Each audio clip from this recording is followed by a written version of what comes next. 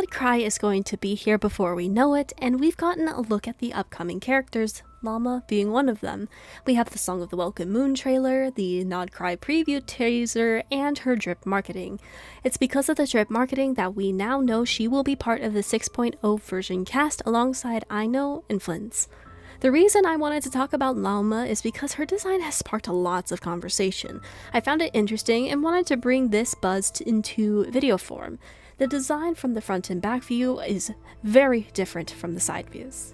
My first impression of Lauma was not much, to be honest. I didn't hate the design, but I didn't fall in love with it either. Flynn stole that.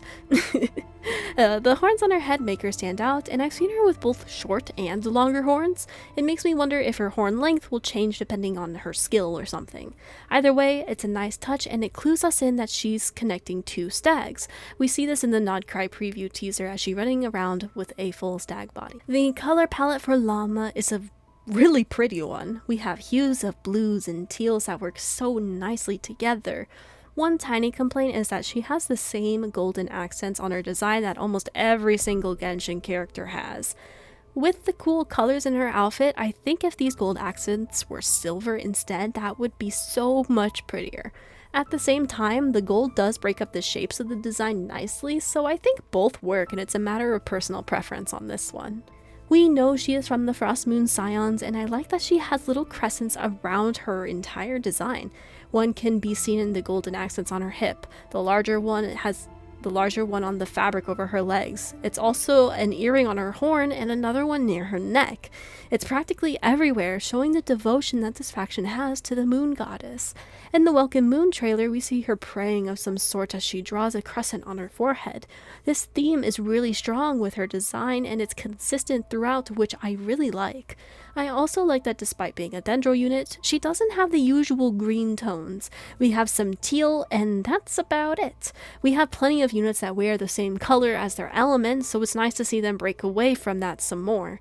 While I'd like to wait for the official splash art to discuss her silhouette more, I can immediately tell that her horns, moon earring, and elf ears are going to make it distinctive. I'll be able to pick her silhouette in a crowd of Genshin designs that tell me it's Lauma.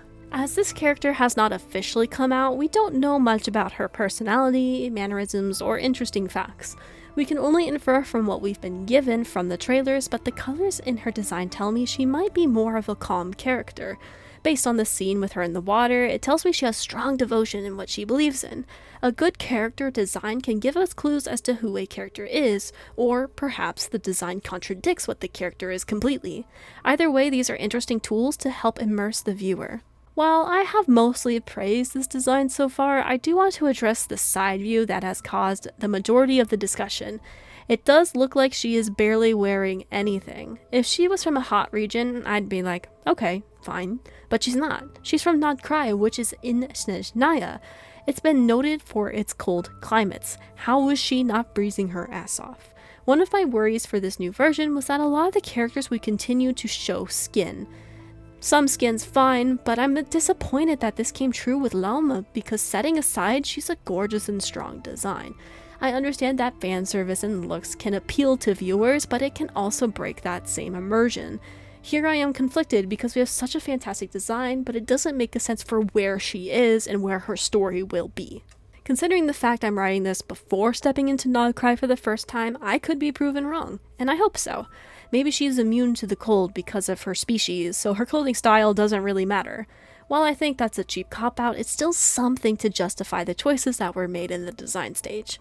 Overall, I really do like Lauma's design. If Flynn's wasn't coming out in the same patch, I'd probably pull for her instead. All I can hope is that maybe I can catch her in a rerun in the future. I hope you enjoyed this first impressions and little breakdown of Lauma's character. I've been asked to look at the new Nod Krai characters, but for that type of video, I like to wait a few patches into the newest version so I can do multiple at once. If you enjoyed the video, please leave a like or consider subscribing. I have a bunch more gacha videos you can watch next if you like. I hope to see you next time.